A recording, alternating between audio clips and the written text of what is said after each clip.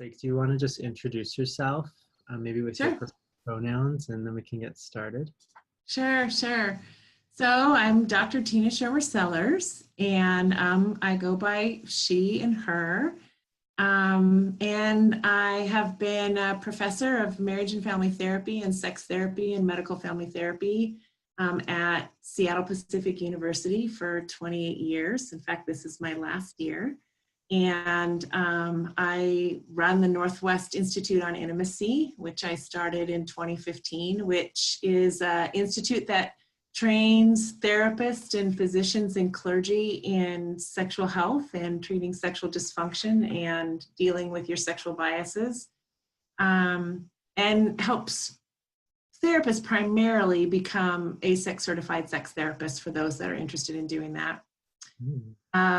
And I wrote the book Sex, God, and the Conservative Church, Erasing Shame from Sexual Intimacy. And I love going around and talking to groups and progressive Christian churches about how we have mismanaged sexuality as a country and as a church. And because of that, how we are not living into the abundance of sexuality like I think we're intended to, and how sexual shame has really impacted our understanding of our identity and God's love for us and the gift of sexuality.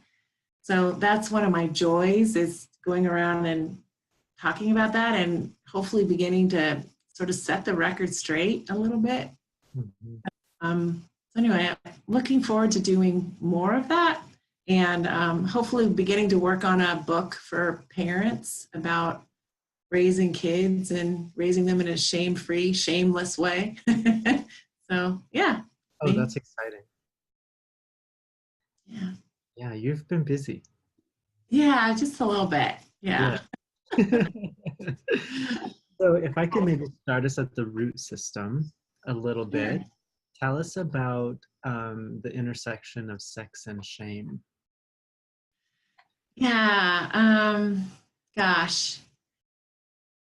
Sex and shame are so tightly woven together, and I think I didn't even appreciate how much until I really saw it in black and white. You know, I've been working with people for so long and could see it in their lives and as they were talking, and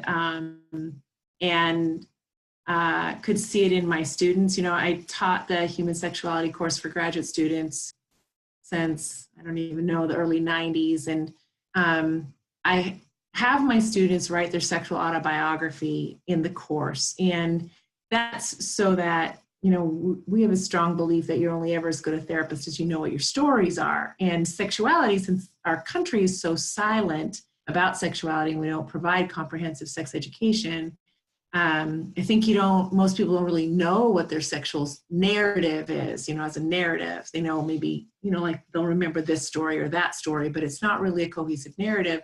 And so I give the students like 60 or 70 questions just to walk them through 3 generations of thinking about affection and sexuality and gender, and sort of take them through the chronology of their life. And so at the end, they have a cohesive narrative and they can see kind of what the legacy was that they came from around sexuality, and examine their story a little bit. And what I began to notice, and this especially became clear to me as I started noticing a real shift in the narrative of students around the year 2000, is how many people began to describe themselves with such disdain and humiliation and disgust around their sexual narrative. And it was in the context of really not having any understanding at all about what was normal sexual experience. So when they would be describing what they had done or hadn't done as they were growing up, there was no sense that that was normal. Like that was normal curiosity, normal experimentation, normal interest, normal desire, normal want, normal whatever.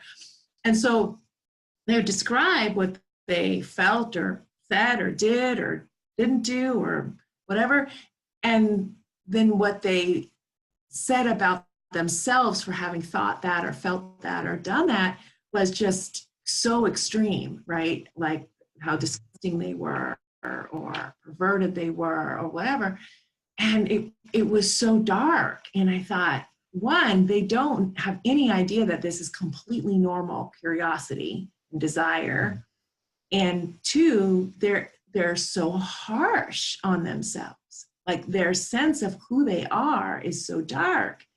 And it just was so heartbreaking to me. So I think I realized, one, how important it was that kids are given this information, you know. I mean, I think I always knew that, but I think seeing what the withdrawal of sex education had meant for people when we began withdrawing sex education in the early 80s, when we introduced abstinence-only education, we really took out what we had as far as comprehensive sex education, and we inputted quote-unquote abstinence education, which really was a type of education that was medically inaccurate. What we did put in there was, the studies showed 80% medically inaccurate and very fear-based. And so people were getting that. And then what they were then deducing about themselves was just this horrible sense of who they were. And that really sunk into their identity. You know, I am a perverted person. I am a horrible person, you know. And I think it was putting those things together that I began to realize, oh my goodness, this ties deep into the identity of someone. And then in 2017, a PhD student of mine published some qualitative research that she had been working on, where she went and got through research our first operational definition of sexual shame. We actually didn't have one prior to that point. She thought, you know, she came to me in about 2014 and said, gosh, you know, I've been following your research and your work. I want to do my doctoral dissertation on religious sexual shame. But when I got into the literature, there really isn't any research on sexual shame, an operational definition. So I'm going to have to do my research on that. And I'm like, well, great, go, because we need it, right?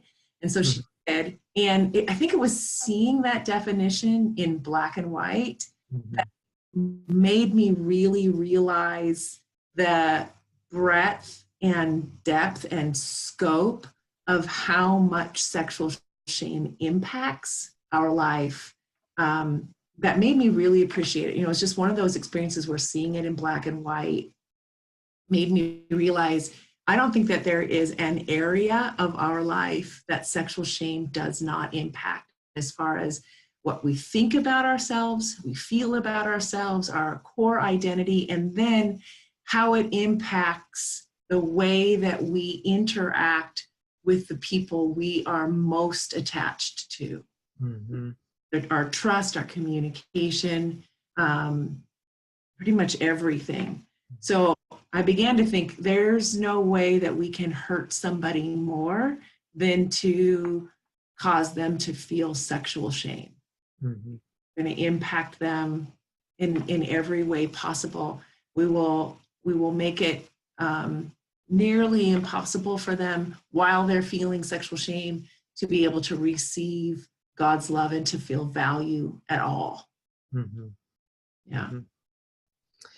Definition is really powerful. For sure. You know, I'm thinking here that this affects everybody, as I just want to kind of preface that with what I'm about to say. Yes, right. This definitely does not, no one is impervious to this. And I feel like the queer community, the LGBTQ plus community, has a particular experience with sexual shame, because it's in many ways sexual shame, or their sexual identity in some way, is their entire identity. It affects how we walk on the planet, how we dress, how we date, how we marry. And so not to say that we suffer in a more way, but we might have our own particular way of walking this journey out in terms of experiencing the shame and then maybe deconstructing it. And I think that when I see a lot of people, I guess I'm setting the conversation up to talk about how shame impacts our decision making, that we might be making sexual decisions because of shame, even though we think we're liberating ourselves from it. Yeah. Does that resonate with you? Have you seen that happen? Yeah. You know, one of the things I'm wondering is I'm wondering if it would be worthwhile to throw the definition out and then you and I kind of think together about how we've seen that happen. Sure. Because I think we can. I think we have seen that happen. I wonder if that would be useful. Yeah, let's do it. Sexual shame is a visceral feeling. So we feel it in our whole bodies. So I think when you think about making decisions, we don't just make them right from our minds. We make them from all kinds of parts of us, right? Visceral feeling of humiliation and disgust toward one's own body and identity as a sexual being and a belief of being abnormal and inferior. This feeling can be internalized, but also manifests in interpersonal relationships, having a negative impact on trust, communication, and physical and emotional intimacy. Sexual shame develops across the lifespan in interactions with interpersonal relationships, one's culture and society, and a subsequent critical self-appraisal. So in other words, it's happening here, right? Here with us and other, however that other is, or where all those places that other is. And then it moves into this internal critic that then gets reinforced between us and all the others, and then reinforces that internal critic, right? So we see that feedback loop get going. Furthermore, sexual shame reflects a vulnerability and a distrust of one's ability to make decisions related to safety and autonomy in sexual relationships. So I know one of the ways that we see this right now happening with straight girls in the rape culture is they'll feel like they're powerful in every area of their life until they get ready to go out. And then they'll put down 3 and 4 shots because they're not sure that they have the right to keep themselves safe, that they can keep themselves safe. So that's just one place. But I think it's happening in many, many places. Right. Where there's this sense that I don't know that I can or I have the right to, or what's going to happen, and decisions, are made. So I don't know what resonates for you in that. I'm listening to that definition, and just for the audience here listening, I think it was really uncanny in some ways when you were reading that definition, because it almost felt like you were reading an operational definition for internalized homophobia. That it's this, I have to come out not as a person with a different skin color, but I have to come out as a type of sexual being. And shame, this visceral experience about not enjoying that label, who I am, or my body as that person, can be so overwhelming for people who have this internalized homophobia. Right.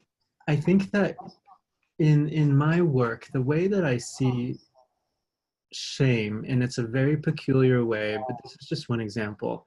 When someone has really low self-esteem and they're really used to relying on other people to improve their self-esteem, so other esteem is what I call it, they will hop on something like Grindr and post the most spectacular picture and try and use the most wooing narrative. And when someone, you know, pokes them on Grindr, or they hear that little chime of someone sending them a message, it's a whoosh of self-esteem. Yeah, And right. so the sexual encounter, the approval of being seen as a worthy sexual partner, is actually a medication for shame. Right. Yeah. So there, but what we call it is sexual liberation.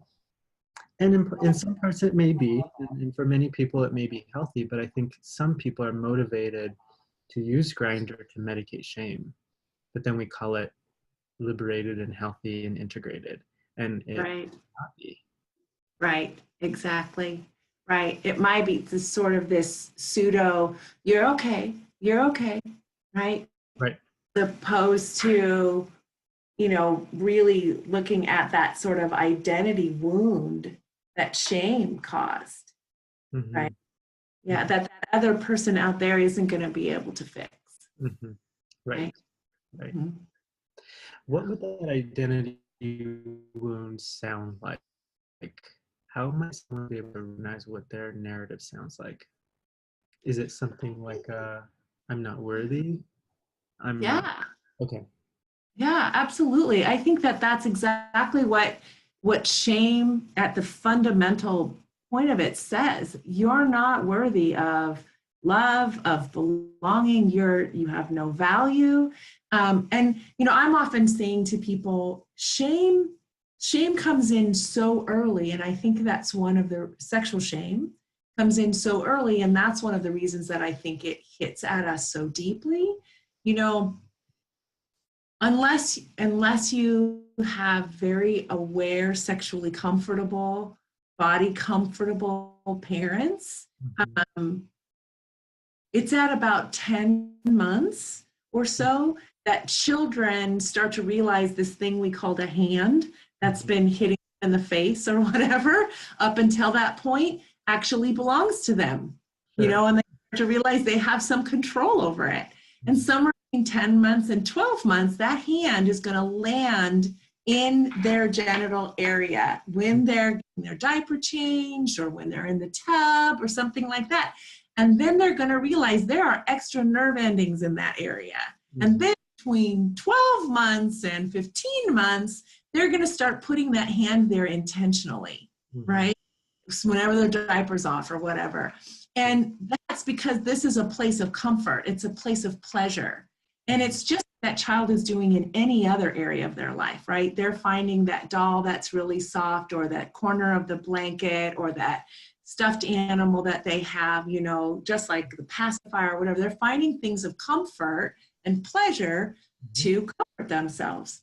And but if the parent, which usually is the case, or caregiver, is not comfortable with that, with the child finding comfort in their genital area, then that's the first time that the child will get a reaction, a trigger reaction from the parent where they go, ugh, don't, slaps their hand away or something, right? Now, imagine how many times that this likely happens in one form or another between 15 months and 5 or 6 years before the child actually logs in the memory that I better not do that, which is maybe they're playing doctor. And that's usually the first memory that someone will tell you about that they remember. Well, this has likely happened 1,000 times. Sure. That they had shame experiences that connect to the body and their genitals and no, I mean, sexual is almost not the right word, but it gets connected to that, right? Sure. And so shame that we want to tie to sexual shame is way rooted deep, deep, deep in our experience, in our developmental experience, deeper than anything else, and maybe more consistently than anything else.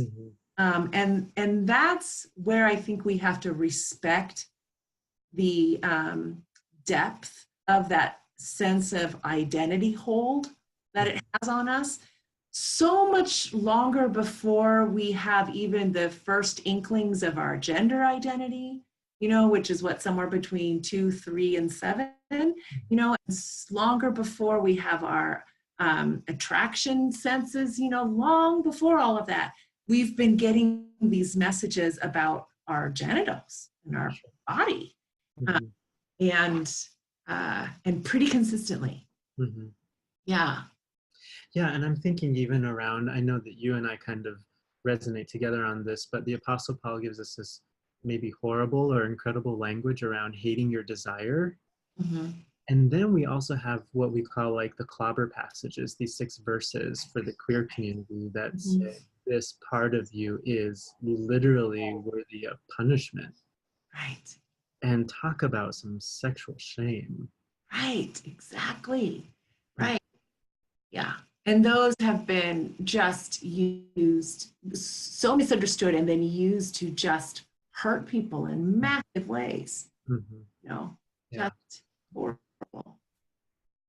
How would someone go about undoing the shame? How might they work to resolve this? Yeah, you know, thinking about it sort of from that broader sense that it starts so early and so young, and thinking about it in the context that we've lived in a country that has literally provided us no education at all. You know, if you think about reading or learning to drive a car or things that require education, you know, we've had nothing really. So unless you've taken the time to really learn some things, most people are at a real knowledge deficit when it comes to their sexuality.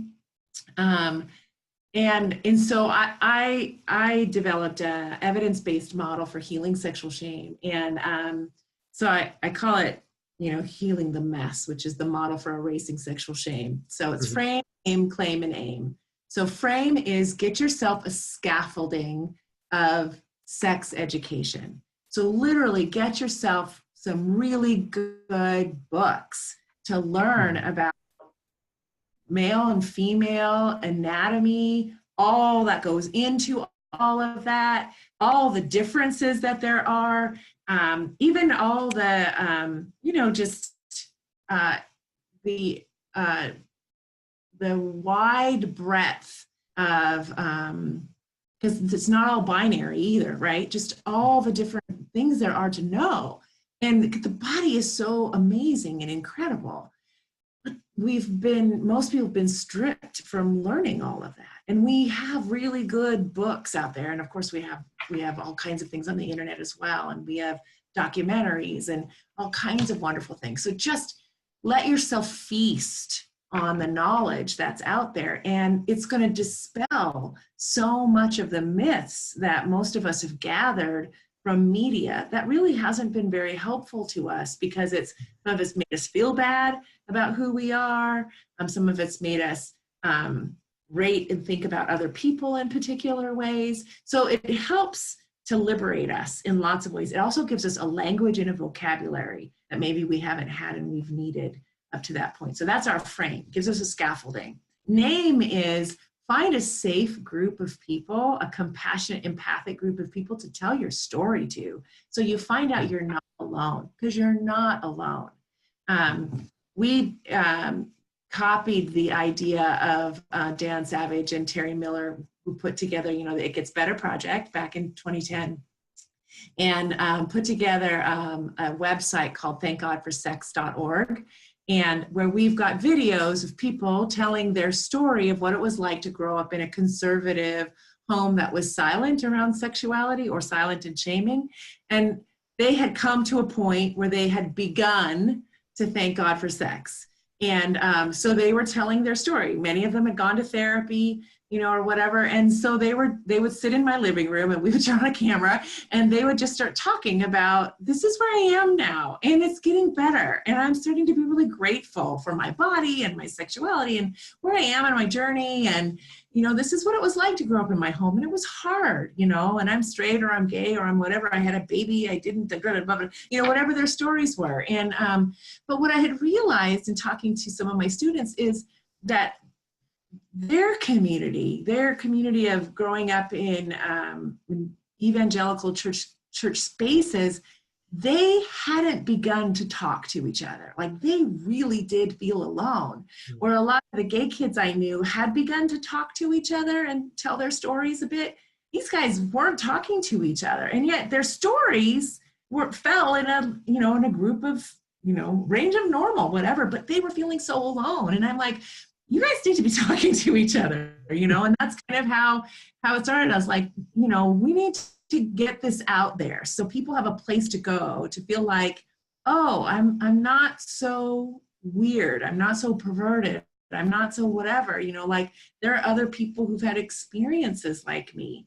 So that's how the website got started, was just so that people had a place to go. And it's funny because I don't think that a story's been added for a while now. And the website has crazy analytics. Like it just travels around the world, and people are, listen to it because I think they just want to know that they're not alone. So in name, I always say, find a tribe of people. Start with a therapist if you need to. Go to that website, but then maybe pick up my book and grab a couple of close friends and just start reading, together, and stop every once in a while and say, this was true for me, and this is how it was, and start telling a little bit of your story and give compassion and empathy to each other, because it's going to make all the difference when you realize that it probably wasn't all that different, and being isolated was an awful thing for you, right? So that's the name. So claim,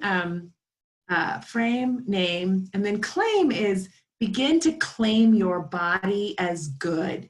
However it is, we live in a country that has built an economy on making us feel bad about however our body is and whatever our body wants. And we have been told that we can live an abundant life and that pleasure is a part of that and it's a gift. And yet we are made to feel bad about it all the time simply to drive our economy. And I think that's a crime. And so we need to, in our own little groups of people, to be like reminding each other, no, this body is good. We are not meant to look the same. Diversity is what makes our world beautiful. Many cultures are made to have very different bodies. We are right now learning all kinds of things about how the diet industry has been lying to us for decades upon decades. The stuff that's been out is not true. People who have a 30% BMI actually live longer than people that have under a 30% BMI. I mean, just all kinds of stuff that's out there that's just been untrue, And I feel like we just need to be there so much in supporting each other and just saying, you are great the way you are. You come from this heritage. That's perfect. Be that, and if you get to pick up and you're not in severe pain, we all need to be celebrating. And none of us need to go to our deathbed wishing that we had been loving the body that we're in at whatever stages we're in. So, and that just takes a lot of work, given that there's 3,000 advertisements coming at us, at any given time. I recently saw statistics, and this actually is in Emily Nagoski and Amelia Nagowski's new book, Burnout, which is so good, where they were echoing this statistic that girls on average, so hit the 50% mark at 6, began altering their eating, so begin dieting at 6. 2/3 of girls are doing it by 9. Half of girls are over 90% are doing it by adolescence. Wow. So this is just unacceptable, that we have a culture that the media can have that kind of influence on half of our population. And guys are getting this too, and it's just wrong. So that's the claim your body. And as we frame, name, and claim and really work hard at doing this and support each other in doing this, what we begin to do is we begin to write a new legacy. We begin to aim for a new legacy for the future, for ourselves and any of the little ones that we're connected to.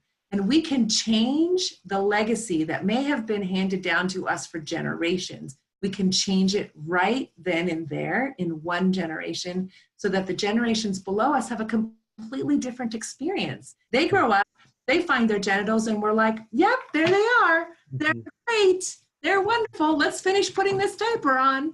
You know, they call us from the tub and they're like, come here, look how big my penis is. And we're like, yep, it goes big and it goes small. Isn't that great? And we run out of the room. It's no big deal. It's just like anything else. I can slurp up my noodles when I'm eating skitty. Yep, you can. You know, it's like no big deal because we dealt with it, right? So they get to learn it in the same great, you know, you put a handful of sand in their mouth. Yep, you can do it. And it doesn't feel so good. You know what I mean? It's like no big deal. It's all part of the same stuff, you know?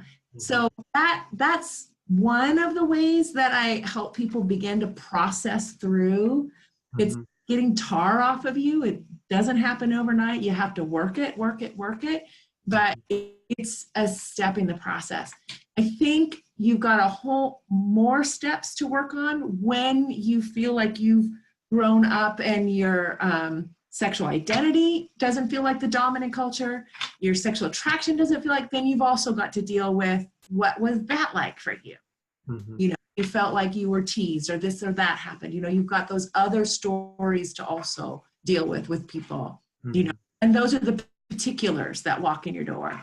For sure. Yeah. For sure. Yeah. Do you have a couple more minutes? Yeah, do. Okay. So one of the things that's coming up a lot for me is sexual trauma. And I'm getting, and not even necessarily sexual trauma, but I'm gonna phrase it this way: sexual shame that's living in the body as trauma. A lot of couples are coming in saying things like, sex isn't working. Like, I get aroused, I have an erection, and then when it's about time, I lose it. And it's really embarrassing, it's frustrating for the couple. So we do a lot of work around the autonomic nervous system and its role in trauma, but also its role in sex. Do you have any thoughts around what, if someone is experiencing challenges during sex, what they might be able to do to find recovery? Well, so I usually like to try to deconstruct exactly what's happening. So there's a couple things I usually am wanting to know. How is it that they start to worry early and they're going up in their head? So they're starting to get anxious and they're like, is this going to happen? They're going up in here. Right? If that's the case, then I try to get them down in the actual body experience of what's happening, down into the pleasure of what's happening, and to try to let go of the goal, which is keep the erection or whatever, and remind them that good sex is connection and pleasure. So how do we get down to what kind of connection, what kind of pleasure can you experience? And it helps if they have a good relationship with the person that they're having sex with, so that they can be in conversation, they can be working together on this. But can you get down into what's more delicious, what's more sensual about what's happening right then? And let's not worry about it, because what happens often, if that's what's happening, because we call that spectatoring when they're going up here, when they're worrying about it, right, is if we can get down to where the sensuality is and the pleasure is, sometimes the penis will go along with you. It'll be like, it'll forget about this, what you're anxious about, and it'll kind of go, oh, I like this, you know. So often that will happen. If it's a trigger, so in other words, if a part of the body is getting touched where there is a memory or a something that the body is like, this counts for something. Like this place in my body remembers, either I feel a lot of shame here, or I was told this was a terrible part of my body, or I got hurt here. There's something getting triggered in that particular part of the body as that part of the body is getting touched or loved on or something, and that's the trigger point. Then I'll usually work with that trigger. So how can, again, we're going to not be goal oriented, but what I'll want to do is see if we can first understand the trigger, what the trigger was about, what's related to, and all of that. And then see if I can use the partner to, with the lead of the person who has the trigger, how could the partner be used to love on that person in a way that the person is leads on it. So let's say that you've got a person who just felt like he just should not have been, he shouldn't be with another man. Let's just think that is wrong, right? And so he's in a relationship, really wants to be there, and then as soon as it starts moving into a particular event or a particular situation, that's when he starts to lose his erection, right? And it just feels like, because it's like his penis shouldn't be doing it or something, you know? And it's like the penis holds all the trigger, right? So let's say there's a way that the partner can just be like the love object to the penis, and we're not going to worry about how the penis performs.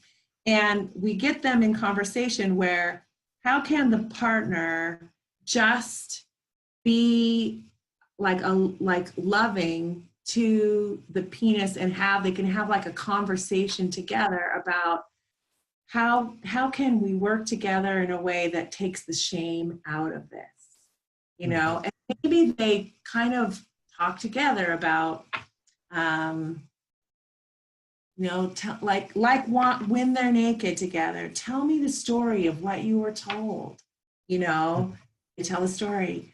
And can we just imagine that God's here and we can just love on you like this? Wouldn't God want this to be a loving thing? And you actually, like, this is going to sound silly, but you actually talk to the person and talk to the piece like, this is a lovely, beautiful part of your body. Can you see that? Can you see how beautiful this is? Like, and you try to like bring healing and blessing to it. That I'm so sorry that the church didn't know all of this. Like, I just imagine God knew all of this. Like, you just bring healing, and what you're trying to do is you're trying just like neurobiologically and neurochemically changing the whole trigger, you know, because at the time you're doing it bio, psycho, socially, spiritually, sexually, all in one moment. So you're doing all parts of the brain, and touch is involved. And it's not going to all fix at once, but you do that kind of thing together in your relationship a few times, and pretty soon what you're going to find is the penis is going to come along, because it's going to be like, oh, like, yes, you know, it's going to rewire the whole thing. And this is what I often will say is to the partner is, you're acting as his healer, and no one else can be in this sacred space but you.